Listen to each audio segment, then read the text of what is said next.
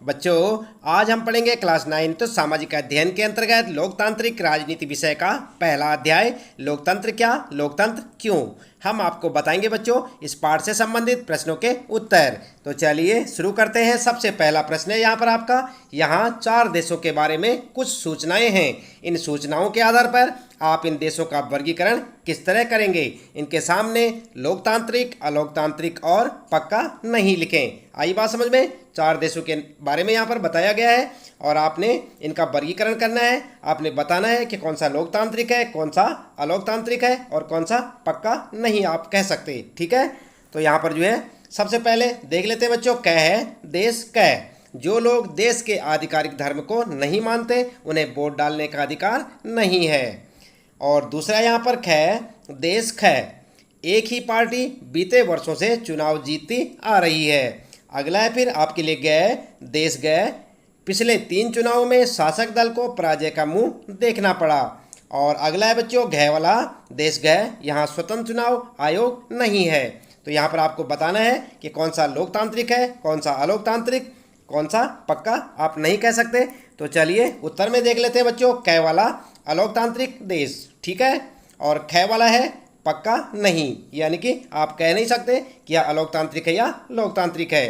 ग के लिए आप लिख सकते हैं बच्चों लोकतांत्रिक देश और घ के लिए अलोकतांत्रिक देश। ठीक है, तो इस प्रकार से आपके पहले प्रश्न का उत्तर हो जाएगा। इसके बाद बच्चों दूसरा प्रश्न है यहाँ पर आपके लिए। यहाँ 4 अन्य देशों के बारे में कुछ सूचनाएं दी गई हैं। इन सूचनाओं के आधार पर आप इन देशों का वर्गीकरण किस तरह करेंगे। इनके आगे लोकतांत्रिक, अलोकतांत्रिक और पक्का नहीं लिखें। ठीक है, तो यहाँ पर भी बच्चों 4 अन्य देशों के बारे में सूचनाएं दी गई हैं और यहाँ पर भी आपने ठीक उसी प्रकार से करना है जैसे पहले प्रश्न में किया था। लोकतांत्रिक, अलोकतांत्रिक और पक्का नहीं लिखना है। तो चलिए देख लेते हैं। क है देश च। संसद सेना प्रमुख की मंजूरी के बिना सेना के बारे में कोई कानून नहीं बना सकती। अगला है फिर यहाँ पर ख देश छ। संसद न्यायपालिका के अधिकारों में कटौती का कानून नहीं बना सकती। और फिर अगला है ग देश जय। देश के नेता बिना पड़ोसी देश की अनुमति के किसी और देश से संधि नहीं कर सकते।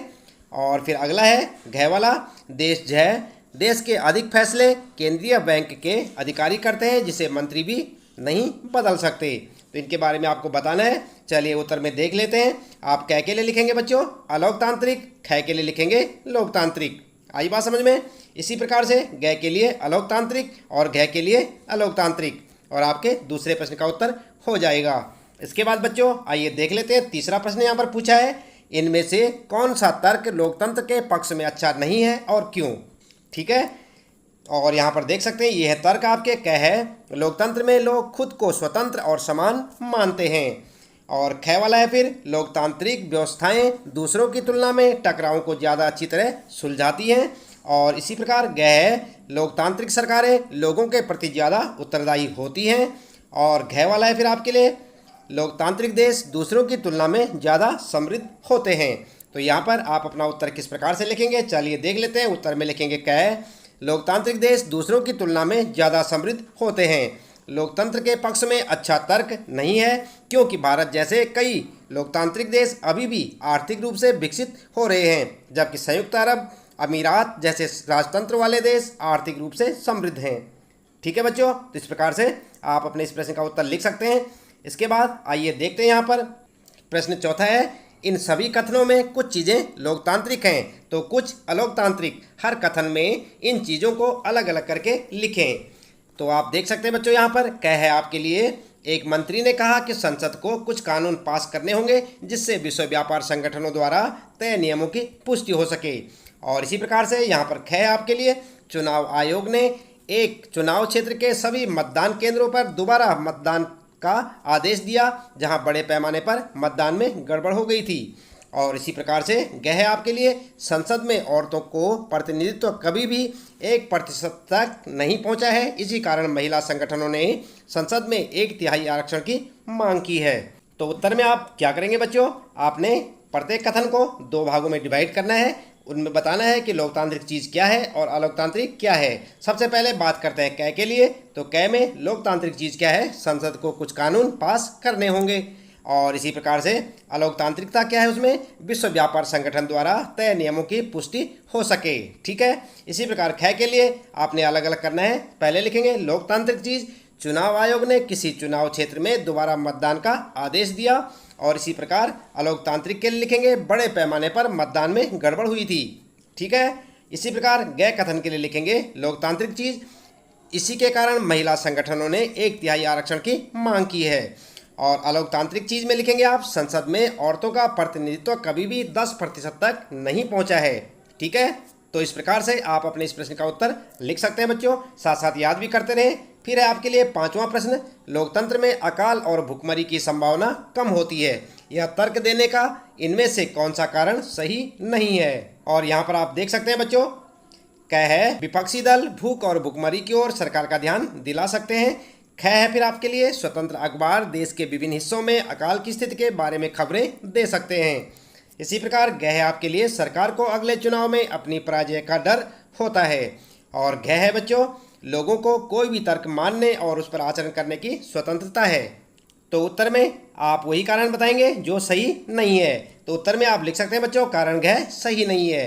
क्यों नहीं है? यह कहने के लिए तर्कसंगत नहीं है कि लोकतंत्र में अकाल और भुखमरी की संभावना कम होती है। यह इसलिए है कि किसी तर्क को मानने और उस पर आचरण करने व अकाल को दूर करने में परस्पर कोई संबंध नहीं है। ठीक है बच्चों, इस प्रकार से आप अपने इस प्रश्न का उत्तर लिख सकते हैं और साथ साथ याद भी करते रहे। अगला है आपके लिए 6ठा प्रश्न। यहाँ पर किसी जिले में 40 ऐसे गांव हैं जहां सरकार ने पेयजल उपलब्ध कराने का कोई इंतजाम नहीं किया है। इन गांवों के लोगों ने एक बैठक की और अपनी ज़रूरतों की ओर सरकार का ध्यान दिलाने के लिए कई तरीकों पर विचार किया। इनमें से कौन सा तरीका लोकतांत्रिक नहीं है? और यहाँ पर आप देख सकते हैं, क है अदालत में पानी को अपने जीवन के अधिकार का हिस्सा बताते हुए मुकदमा दायर करना। और ख है अगले चुनाव का बहिष्कार करके सभी पार्टियों को संदेश देना।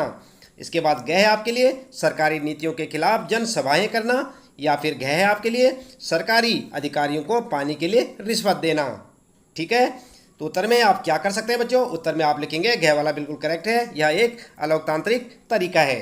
ठीक है, इसके बाद बच्चों फिर आता है आपका 7वां प्रश्न, लोकतंत्र के खिलाफ दिए जाने वाले इन तर्क का जवाब दीजिए। और यहाँ पर तर्क है आपके लिए, क है सेना देश का सबसे अनुशासित और भ्रष्टाचार मुक्त संगठन है, इसलिए सेना को देश का शासन करना चाहिए। और दूसरा तर्क है यहाँ पर ख, बहुमत के शासन का मतलब है मूक और अशिक्षितों का राज, हमें तो होशियारों की जरूरत है भले ही उनकी संख्या कम क्यों न हो। और इसके बाद है ग, अगर आध्यात्मिक मामलों में मार्गदर्शन के लिए हमें धर्म गुरुओं की जरूरत होती है तो उन्हीं को राजनीतिक मामलों में मार्गदर्शन का काम क्यों नहीं सौंपा जाए।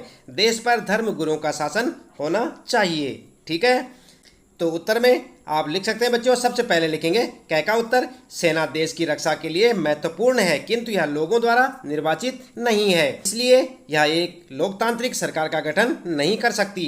बेशक सेना सबसे अधिक अनुशासित एवं भ्रष्टाचार मुक्त संगठन है, तथापि कोई भी यह गारंटी नहीं दे सकता कि सेना तानाशाह नहीं बनेगी। ऐसे शासन के अधीन नागरिकों के सभी मौलिक अधिकार छीन लिए जाएंगे। ठीक है, उदाहरण के लिए आप देख सकते हैं, जनरल अगस्तो पिनोशे के शासन के अधीन चिले की जनता को कष्ट भोगने पड़े। लिख सकते हैं आप अपने उदाहरण में। और साथ साथ बच्चों अगला देखते हैं, यहाँ पर ख के लिए आप क्या उत्तर देंगे, सभी लोग कुछ सीमा तक समझदार हैं। सार्वभौम वयस्क मताधिकार सिद्धांत के अनुसार हमारे देश में 18 वर्ष से अधिक आयु के सभी लोगों को मतदान का अधिकार है। समाज के कुछ वर्गों की अनदेखी करना अनुचित होगा। ठीक है, इसके बाद फिर लिखेंगे ग का उत्तर, तीसरा कथन खतरनाक है, राजनीति में धर्म को शामिल करने से गंभीर विवाद पैदा हो सकते हैं क्योंकि भारत जैसे कई धर्मों के देश में अपनी विचारधाराओं में पारस्परिक मतभेदों के कारण धर्म गुरु विनाश का कारण बन सकते हैं। विश्व इतिहास में अभी तक किसी भी धार्मिक राजनेता द्वारा चलाई जा रही सरकार सफल सिद्ध नहीं हुई है। धर्म को किसी भी देश के राजनीतिक मामलों में दखल नहीं देना चाहिए। आई बात समझ में? इस प्रकार से आप इन प्रश्नों का उत्तर लिख सकते हैं बच्चों। फिर आता है आपका 8वां प्रश्न है, इनमें से किन कथनों को आप लोकतांत्रिक समझते हैं और क्यों? और यहाँ पर आप देख सकते हैं, पहला कथन है क, बेटी से बाप, मैं शादी के बारे में तुम्हारी राय नहीं सुनना चाहता, हमारे परिवार में बच्चे वहीं शादी करते हैं जहाँ माँ बाप तय करते हैं। दूसरा कथन है बच्चों, छात्र से शिक्षक, क्या बात हो रही है, कक्षा में सवाल पूछकर ध्यान मत बटाओ। और अगला कथन है ग वाला, अधिकारियों से कर्मचारी। क्या बात कर रहे हैं? हमारे काम करने के घंटे कानून के अनुसार कम किए जाने चाहिए। तो बच्चों आप ध्यान दें, उत्तर में आप लिख सकते हैं कि पहला कथन जो क वाला है, पहला कथन अलोकतांत्रिक है क्योंकि लड़की को उसकी अपनी शादी के बारे में राय व्यक्त करने के अवसर से वंचित किया जा रहा है। यह कथन लोकतंत्र सापेक्ष नहीं है क्योंकि बेटी को अन्य लोगों द्वारा उसकी इच्छा के विरुद्ध शादी करने के लिए बाध्य नहीं किया जाना चाहिए। उस लड़की को ही अपने पति के साथ पूरा जीवन गुजारना है, इसलिए अपना पति चुनने के लिए उसे पूरी स्वतंत्रता दी जानी चाहिए। आई बात समझ में? इस प्रकार से आप लिख सकते हैं। और इसके बाद ख के लिए लिखेंगे आप, दूसरा कथन अलोकतांत्रिक है क्योंकि छात्र को प्रश्न पूछकर अपना संशय दूर करने के अधिकार से वंचित किया जा रहा है। यह अलोकतांत्रिक नहीं होगा यदि कोई छात्र अपने अध्यापक से प्रश्न करे। सबसे अच्छी चीज़ जो एक अध्यापक कर सकता है वह यह है कि छात्रों से कहें कि कक्षा समाप्त होने के उपरांत बच्चे प्रश्नों के उत्तर जान सकते हैं, किंतु उसे छात्रों के प्रश्नों के उत्तर देने चाहिए। आई बात समझ में? इसके बाद बच्चों ग के लिए आप दे सकते हैं तर्क। तीसरा कथन लोकतांत्रिक है क्योंकि यह ऐसे नियम या कानून की मांग करता है जो कर्मचारियों के लिए लाभप्रद हो। कर्मचारी सदैव ही कानूनी मानकों के अनुसार अपने अधिकारी से किसी चीज़ का अनुरोध या मांग कर सकते हैं, अतः यह कथन लोकतांत्रिक मूल्यों के सापेक्ष है। तो इस प्रकार से आप अपने इस प्रश्न का उत्तर लिख सकते हैं बच्चों। इसके बाद फिर आता है आपका 9वां प्रश्न और इसमें पूछा है एक देश के बारे में निम्नलिखित तथ्यों पर गौर करें और फैसला करें कि आप इसे लोकतंत्र कहेंगे या नहीं। अपने फैसले के पीछे के तर्क भी बताएं। और यहाँ पर आप देख सकते हैं बच्चों, कह है आपके लिए देश के सभी नागरिकों को वोट देने का अधिकार है और चुनाव नियमित रूप से होते हैं। और ख है आपके लिए देश ने अंतर्राष्ट्रीय एजेंसियों से ऋण लिया। ऋण के साथ यह एक शर्त जुड़ी थी कि सरकार शिक्षा और स्वास्थ्य पर अपने खर्चे में कमी करेगी।